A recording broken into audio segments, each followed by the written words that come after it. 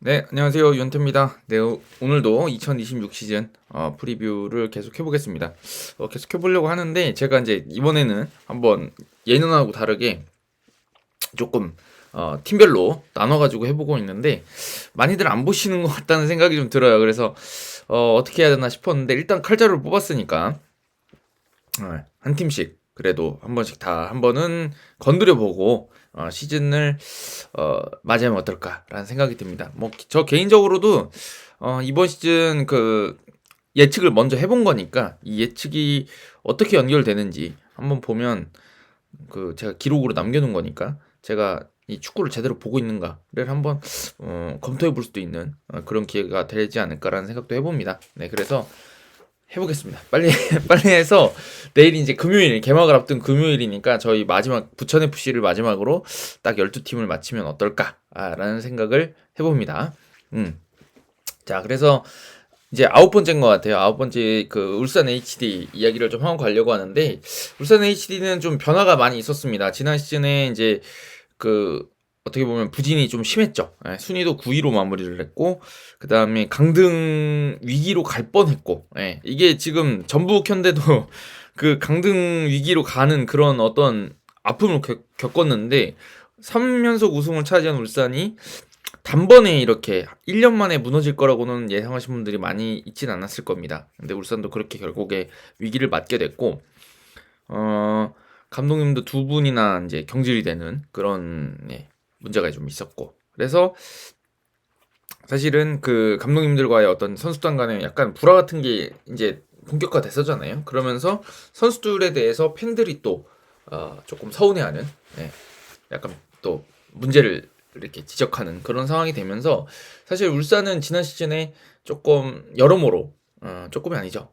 상당히 여러모로 안 좋은 한 시즌을 보냈습니다. 그래서 성적도 안 좋고 경기 내용도 그닥 좋지 않고 팬들하고 선수들의 유대감도 좀 떨어지고 원래 이제 그 울산의 그 성공 시대를 열기 시작했던 그 행정가 김광국 대표이사님도 이제 나가시고 뭐 이런 상황이 된 것 같아요. 그래서 이번 시즌에는 어떻게 지금 울산이 좀 부활을 해야 될까? 요게 이제 중요한 시즌 그 시기였던 것 같은데 그런 시기에서 좀 울산의 선택들 행보들이 조금 저는 실망스러울 수도 있겠다 팬들한테 이런 생각을 했습니다. 왜냐면 이번 시즌 뭐 영입된 선수가 사실 많지가 않아요. 그래서 제가 보니까 그 주전급이라고 할 만한 선수가 영입된 선수는 벤지 미첼. 그래도 이제 기대감이 좀 있는 선수. 그다음 페드링요. 두 양쪽에 있는 두 윙어 정도인 것 같고 대신에 이제 임대에서 돌아온 정지상 선수도 있네요. 그 임대에서 돌아온 그 야구하고 그다음에 뭐 심상민 선수, 이규성 선수. 그다음에 이제 그 수원 삼성에서 조금 기대를 받고 있었던 이민혁, 박우진 선수가 이제 합류한 정도 빼면 사실은 그렇게 많은 변화는 없는 상황인 것 같습니다. 그래서 울산으로서는 이번 시즌에는 확실히 반전을 만들어 가야 되는 상황인데 그런 어떤 장긴말이 예전에 비해서는 조금 기량들이 좀 떨어지는 거 아닌가? 한참 좋을 때랑 비교하면 이런 생각이 좀 들기도 하는 겨울이었던 것 같아요. 네. 그래서 지금 이제 또 나간 선수들 얘기를 또 해야 되는데 나간 선수 뭐 다들 아시다시피 제일 중요한 측면 선수들이 좀 나갔다는 게 좀 문제인 것 같아요. 그게 이제 엄원상 선수랑 그 루빅손이 같이 나가버렸고 그 다음에 중원에서 또 이제 살림꾼 노릇을 해주던 고승범 선수도 팀하고 이 문제 때문에 또 나가게 됐고 그 다음에 경험을 더해줄 수 있었던 정우영도 나갔고 이청용도 나갔고 뭐 이제 팬들께서 어떻게 생각하실지 모르겠지만 그 다음에 이제 그 황석호 선수라든지 김민우 선수라든지 이런 베테랑들도 또 팀을 떠나게 됐고 그 다음에 팀에 있었던 젊은 선수들 박민서, 윤재석 선수는 아마 김천으로 간 것 같고 그쵸? 그 다음에 최강민 선수도 임대를 해서 이제 복귀해가지고 결국 팀에 남질 못하고 이제 대구로 트레이드가 되는 그런 상황이 됐습니다. 대신에 이제 그 장시영 선수가 임대 복귀를 또 하긴 했네요. 저희 부천에서 굉장히 잘해줬었는데, 그러니까 지금 이제 정리를 하자 그러면 결국에는 저는 그거 같아요. 울산이 이 변화의 시기를 그러니까 지난 시즌에 좋지 않았기 때문에 이 변화의 시기를 어떻게 그러니까 새로운 시즌을 어떻게 맞을까라는 콘셉트에서 제가 느끼기에는 이거 너무 혼란하지 않았어 지난해? 그러니까 올해는 일단 당장 우승에 도전하겠다는 식으로 갈 건 아닌 것 같고 일단 좀 혼란 수습하고 팀 좀 재정비해 볼까? 라는 느낌인 것 같아요. 그래서 큰 돈을 많이 안 쓰고 기존에 있는 선수들의 진짜 나간 선수들 그 제일 중요하다고 제가 말했던 루빅손 엄원상을 대체할 수 있을 만한 그 저기 패드릭 요 선수하고 이름도 잘 제가 아직 입에 안 붙는 벤지 미첼인가요? 벤지 미첼 선수가 들어오게 된 걸 제외하면 기존에 있던 선수들이 지금 이제 살림을 꾸려나가야 되는 상황이 됐습니다. 근데 이제 지금 그 팀에서 아무래도 빠져나간 선수들이 좀 중요한 선수들이다 보니까 이게 지금 제가 보기에 김민혁 선수도 나갔네요. 그죠? 그러니까 그렇게 되다 보니까 제가 보기에 지금 울산이 조금은 스쿼드가 불균형한 거 아닌가라는 생각을 해요. 특히나 울산은 제가 그 ACL 엘리트 경기를 볼 수가 있었어가지고 팀 구성을 봤는데 지금 계속 강상우 선수가 윙 쪽에 출전을 하고 있고요. 강상우 선수 나가면 장시영 선수가 들어와요. 근데 이 선수들이 다들 아시다시피 원래는 풀백에 가까운 선수들이고 윙백 공격적인 능력이 좋아서 윙백으로 쓸 수는 있다지만 보통은 이제 수비적인 능력을 겸비하고 있어서 공격적인 대신에 공격적 능력이 좀 떨어지죠. 그래서 이 선수들이 윙백으로 잘한다. 혹은 풀백으로 설 수 있다. 이런 느낌의 선수들이었는데 지금 이 선수들이 윙으로 나오고 있단 말이죠. 물론 이제 벤지 미첼 선수가 합류해서 뭐 이제 제 기량을 뽐내기 전이라고는 한다고 하지만 그럼에도 불구하고 지금 이 선수들이 뭐 장시영 선수가 백업으로 들어오는 거야 그렇다 칠 수 있는데 강상우 선수가 계속 이제 그 공격수처럼 나와야 되는 상황은 이 측면의 숫자 부족을 지적하지 않을 수가 없다라는 생각이 좀 듭니다. 특히나 이제 뭐 이동경 선수라든지 이진현 선수가 측면에서 뛸 수는 있는 유형의 선수들이라고 하지만 아무래도 중앙에서 움직여주는 선수들이잖아요. 중앙에서도 잘 뛰는 선수들이기 때문에 이 선수들이 그냥 전형적인 윙어라고 보긴 어렵고 측면과 중앙을 오가는 선수라고 생각을 해본다 그러면 울산의 지금 측면 공격 쪽이 좀 많이 약화가 되어 있는 거 아닌가라는 생각을 하죠. 그렇다 그러면 이번 시즌에도 지금 조금 어려운 흐름이 될 수도 있겠다라는 생각이 들어요. 왜냐면은 결국에는 골은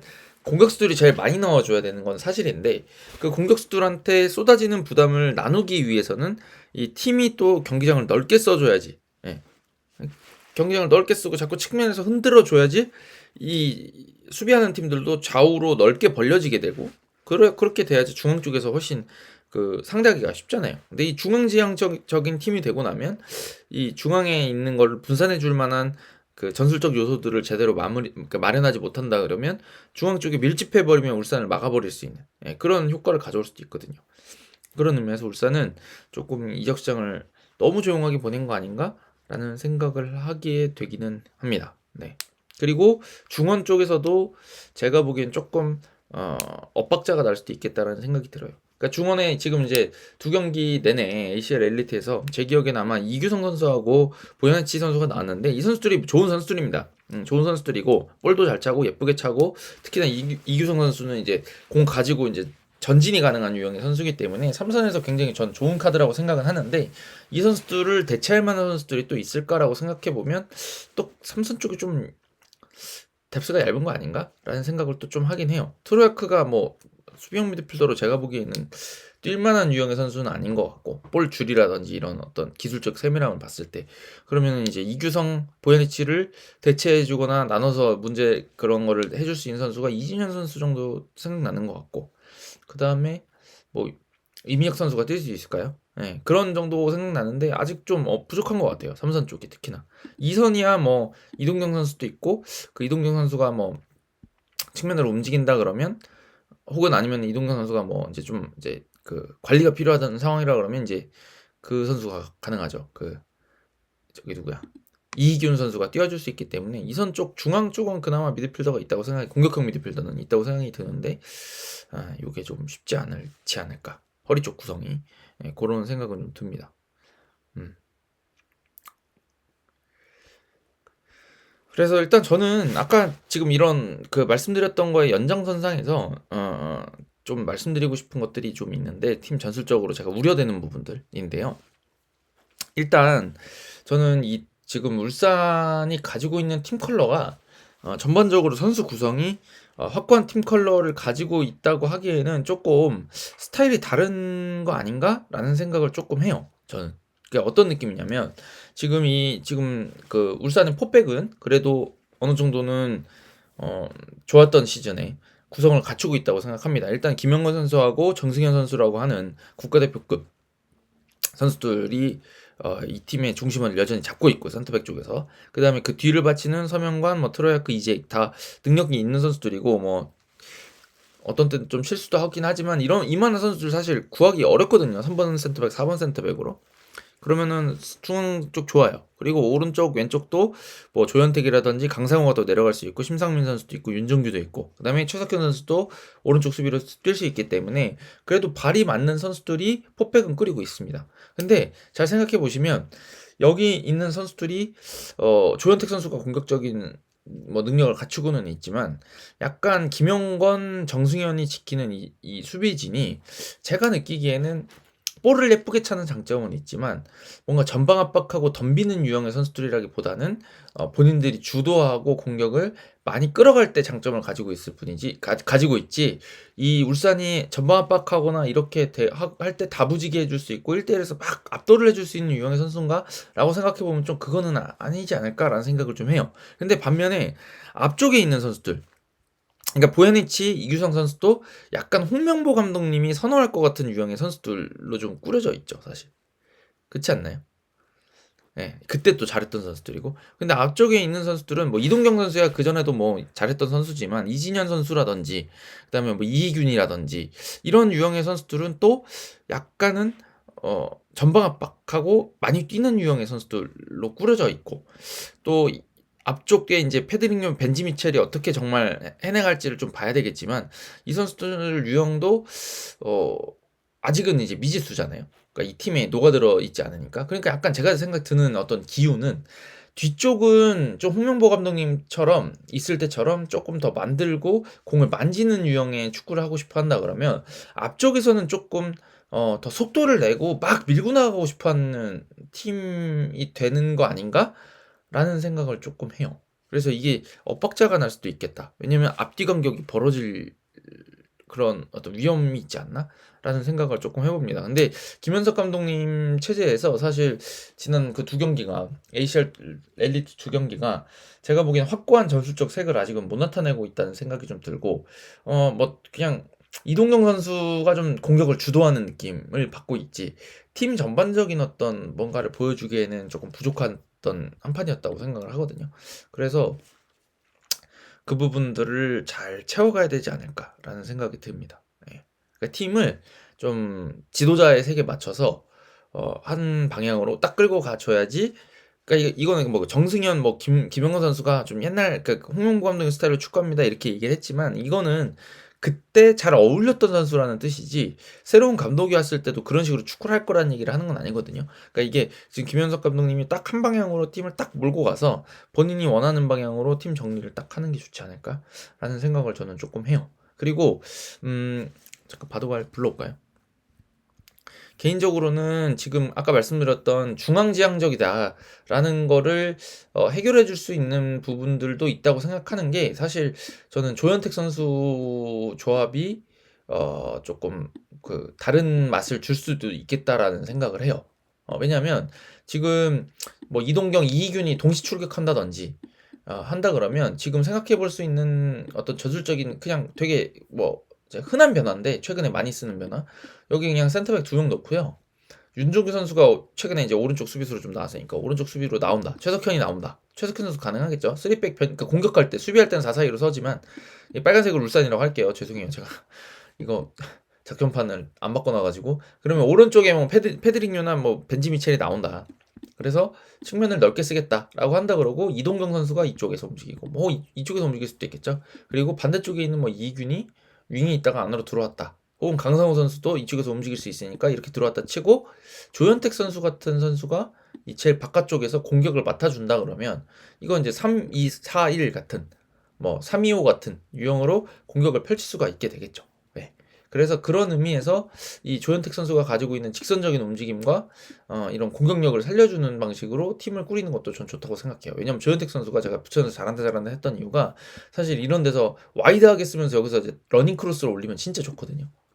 요렇게 판을 깔아줘야 되는데 이거를 그냥 이런 판을 깔아주지 않고 야 그냥 너 수비니까 하고 그냥 여기서 잘 돌리면서 해보자라고 하면 사실 조현택 선수의 맛도 살아나지 않을 뿐더러 여기 있는 선수들이 그 측면을 넓게 쓰지 못하면서 또 중앙에 이제 밀집되는 문제가 생길 수가 있습니다. 사실 강상우 선수가 이제 제 기억에 그 왼쪽 그 윙포드처럼 나왔던 경기들이 좀 있었던 걸로 기억하는데 지금 ACL 엘리트에서. 근데 이 강상우 선수 문제가 뭐냐면 왼발 크로스를 못하는 건 아닌 것 같은데 곧잘 하진 않아요. 여기서 꼭 접고 이렇게 올리거든요.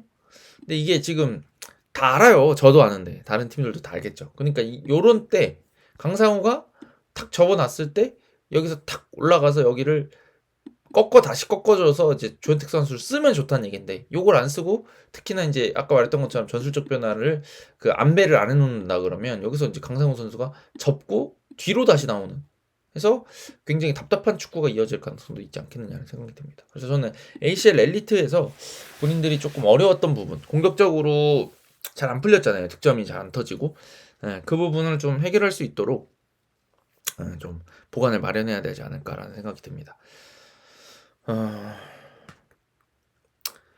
하여튼 좀 울산이 포스를 좀 잃어버린 느낌이 좀 있어요. 제가 봤을 때는.